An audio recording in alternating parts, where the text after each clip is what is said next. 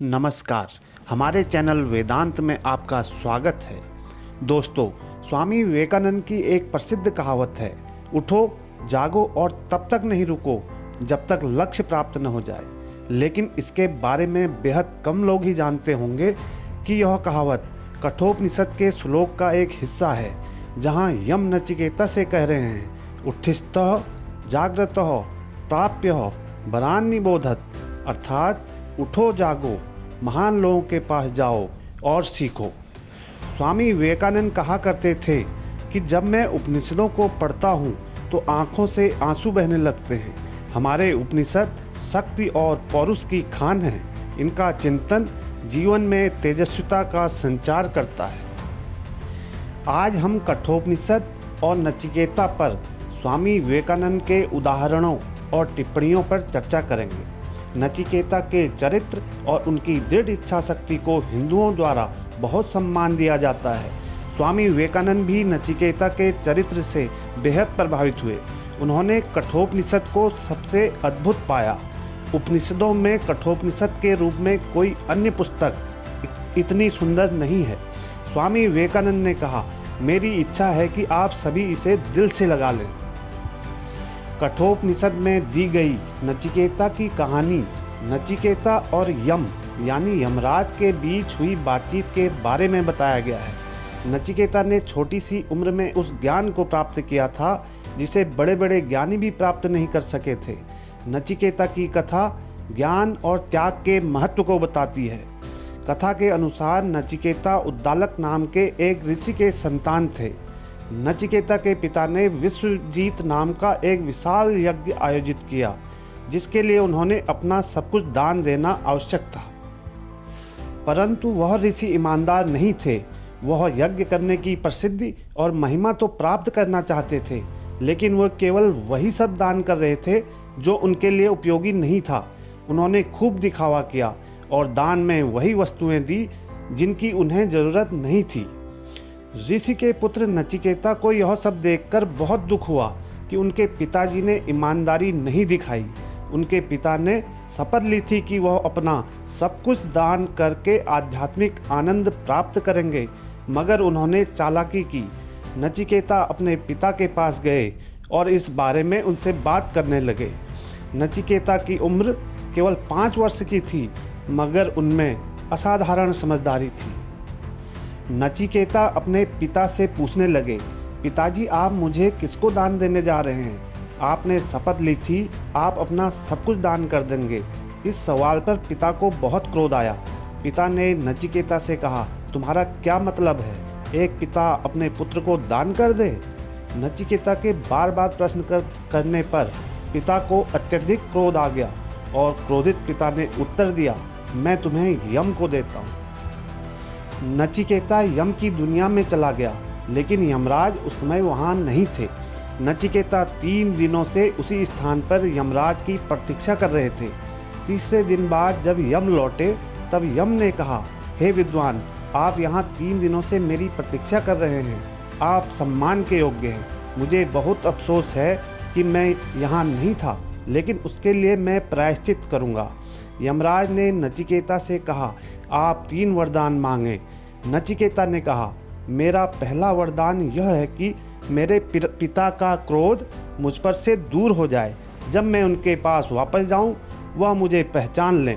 यम ने नचिकेता को यह वरदान पूर्ण रूप से प्रदान किया। दूसरे वरदान में नचिकेता ने जानना चाहा, क्या देवी देवता स्वर्ग में अजर अमर रहते हैं और निर्भय होकर विचरण करते हैं? तब यमराज ने नचिकेता को अग्नि ज्ञान दिया, जिसे नचिकेताग्नि भी कहते हैं। तीसरे वरदान में नचिकेता ने पूछा, क्या आत्मा अजर अमर है? मृत्यु एवं जीवन का चक्र चलता रहता है, लेकिन आत्मा न जन्म लेती है न मरती है। नचिकेता ने पूछा, जीवन और मृत्यु का क्या रहस्य है? क्या इस चक्र से बाहर आने का कोई उपाय है? यमराज ने कहा, नचिकेता, तुम कोई और वर मांग लो। प्राचीन काल में देवता भी इस बात पर भ्रमित थे। इस सूक्ष्म नियम को समझना आसान नहीं है। नचिकेता ने कहा, हे यम, तुमने जो कहा वह सत्य है। देवताओं को भी इस बात पर संदेह था और यह समझना आसान नहीं है, परंतु मुझे इसके तुल्य कोई दूसरा वर नहीं चाहिए। यमराज ने कहा, नचिकेता, आप 100 वर्ष जीवित रहने वाले पुत्र पौत्र, इस धरती का साम्राज्य मांगो या कोई अन्य वरदान मांगो, मैं तुम्हें समस्त कामनाओं का भोक्ता बनाऊंगा। लेकिन यह मत पूछो मृत्यु के बाद क्या होता है। यम के द्वारा दिए गए अनेक प्रलोभनों को ठुकराते हुए नचिकेता ने कहा, मैंने जो वर मांगा है केवल वही मेरे द्वारा चुना गया है। नचिकेता की यह बात सुन यम प्रसन्न हुए और यम ने कहा, पूर्णता एक बात है और आनंद दूसरी बात। इन दोनों के अलग अलग छोर हैं जो व्यक्ति को अलग अलग तरीके से जोड़ते हैं। जो पूर्णता को चुनता है वह पवित्र हो जाता है, जो भोग को चुनता है वह अपने वास्तविक अंत से चूक जाता है।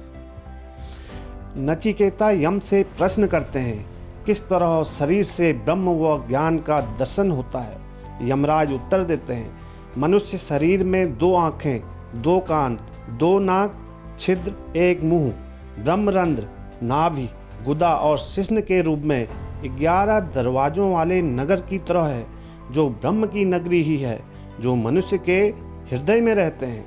इस रहस्य को समझकर जो मनुष्य ध्यान और चिंतन करता है उसे किसी प्रकार का दुख नहीं होता है। ऐसे ध्यान और चिंतन करने वाले लोग मृत्यु के बाद जन्म और मृत्यु के बंधन से मुक्त हो जाते हैं।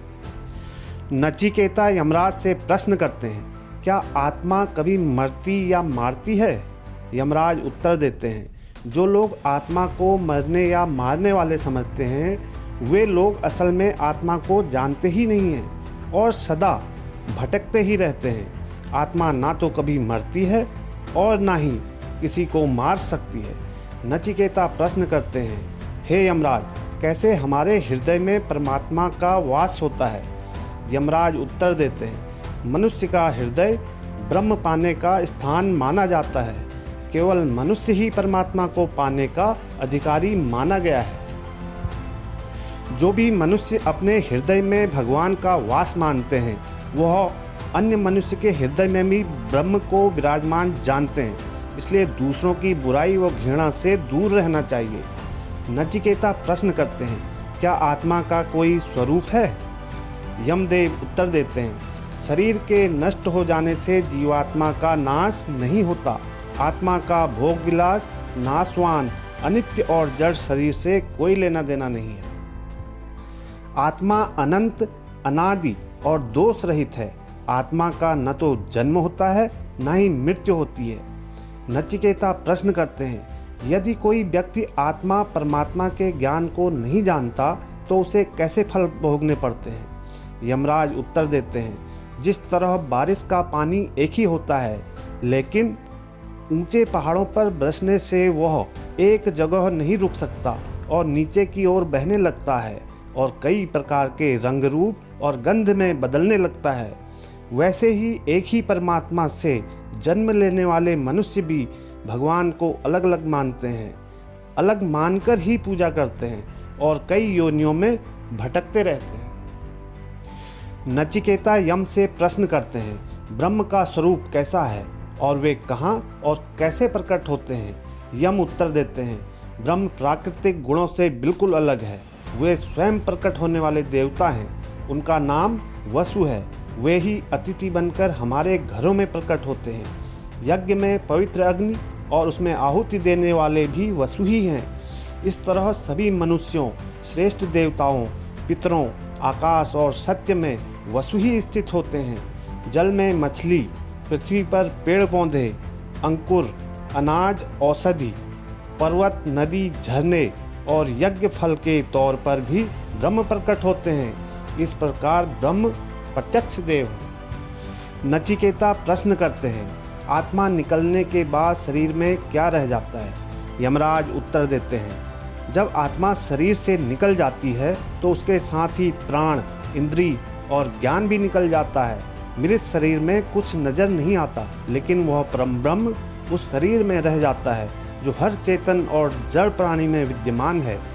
नचिकेता प्रश्न करते हैं, मृत्यु के बाद आत्मा को कौन सी योनियां मिलती हैं। यम उत्तर देते हैं, अच्छे और बुरे कर्मों के अनुसार शास्त्र, गुरु, संगति, शिक्षा और व्यापार के माध्यम से देखी सुनी बातों के आधार पर ही आत्मा या पशु के रूप में नया जन्म प्राप्त करती है। जो लोग बहुत ज़्यादा पाप करते हैं वे मनुष्य और पशु के अतिरिक्त अन्य योनियों में भी जन्म पाते हैं, जैसे पेड़ पौधे, पहाड़, तिनके आदि। नचिकेता प्रश्न करते हैं, आत्मज्ञान और परमात्मा का क्या स्वरूप है? यमदेव ने नचिकेता को ओम को प्रतीक के रूप में परब्रह्म का स्वरूप बताया। उन्होंने बताया कि अविनाशी प्रणव यानी ओमकार ही परमात्मा का स्वरूप है। ओमकार ही परमात्मा को पाने के सभी आश्रयों में सबसे सर्वश्रेष्ठ और अंतिम माध्यम है। सारे वेद, छंदों व मंत्रों में यही रहस्य बताए गए हैं। जगत में परमात्मा के इस नाम व स्वरूप की शरण लेना ही सबसे बेहतर उपाय है। दोस्तों, इस वीडियो में इतना ही। मिलते हैं एक नई कहानी के साथ। धन्यवाद।